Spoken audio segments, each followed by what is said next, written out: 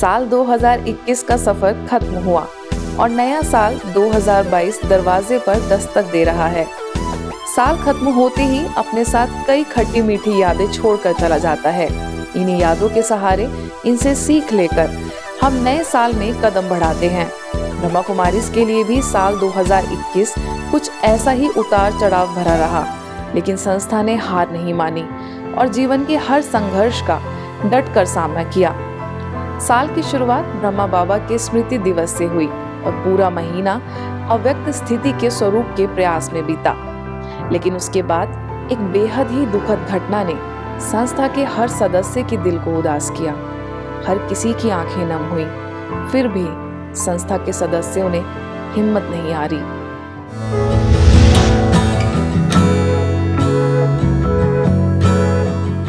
दादी गुलजार का चले जाना ये आम बात नहीं थी। जिस दादी के तन में बाप दादा का आगमन होता था, उन्होंने इस दुनिया को अलविदा कह दिया। उनके अंतिम सफर के कारवां को देखकर पूरा विश्व रो पड़ा। लंबे समय से बीमार चल रही दादी ने शिवरात्रि के दिन पुरानी देह का त्याग किया। शिवरात्रि के महान दिन में छोटे नंदी ने तन छोड़ा। यही उनके जीवन के महत्व को दर्शाता है। उनकी अंतिम यात्रा पर जन सैलाब उमड़ पड़ा। बच्चे, बूढ़े, युवा, हर किसी की आंखें नम थीं। वो सिर्फ बाप दादा नहीं थे, बल्कि हम सबकी मीठी प्यारी दादी थी। एक पल को लगा जैसे अब क्या होगा और कैसे इस परिस्थिति से उभरा जाएगा। लेकिन ब्रह्मा कुमारीज ने इस कठिन घड़ी को भी शांति से पार किया। दादी के आशीर्वाद और उनके प्रेरणादायी शब्दों ने हर आत्मा के अंदर बल भरा और विश्व कल्याण का कार्य और जोर शोर से चलने लगा। संस्था और मजबूत होती गई और बीतते वक्त के साथ हर सेवा सुचारू रूप से चल रही है।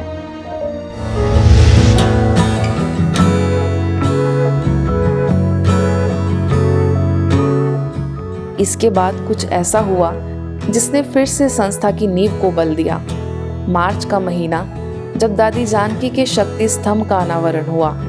जिस शक्ति स्तंभ में जाकर आज हर आत्मा के अंदर शक्ति भर जाती है, दादी जानकी की स्मृति में यह स्तंभ बना है। उनके जाने का गम तो हर किसी के दिल में था, लेकिन उनके इस यादगार की वजह से वह लोगों के दिलों में हमेशा याद रहेंगी। 104 साल तक दुनिया में अपने ज्ञान और तेज से लाखों लोगों का जीवन बदलने वाली दादी की पहली पुण्यतिथि पर इस स्तंभ का अनावरण हुआ।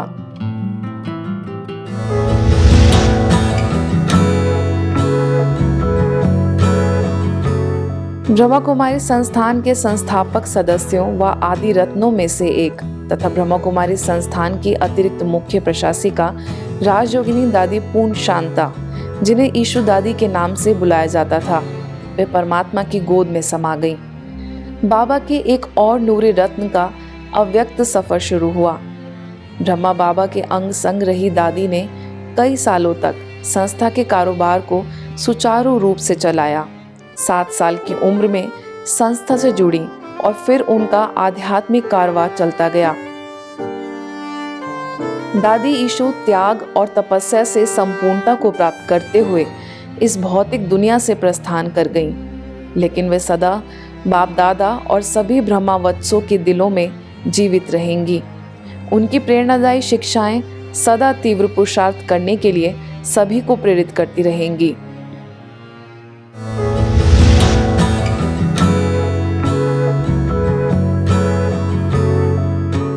संस्था के लिए एक और बहुत ही यादगार और प्रेरणादायी पल रहा जब ब्रह्मा कुमारी संस्थान की पूर्व मुख्य प्रशासिका राजयोगिनी दादी जानकी के नाम से डाक टिकट जारी किया।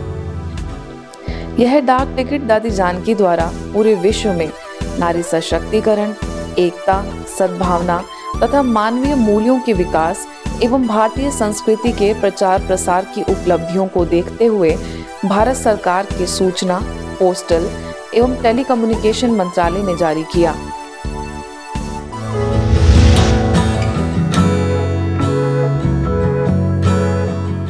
अब बात करते हैं पूरे विश्व को झकझोर देने वाली महामारी कोरोना की, जिससे न केवल कोई एक प्रांत विचलित हुआ बल्कि पूरा विश्व हिल गया। ऐसा नहीं है कि कोरोना से ब्रह्मा कुमारीज अछूती रहीं।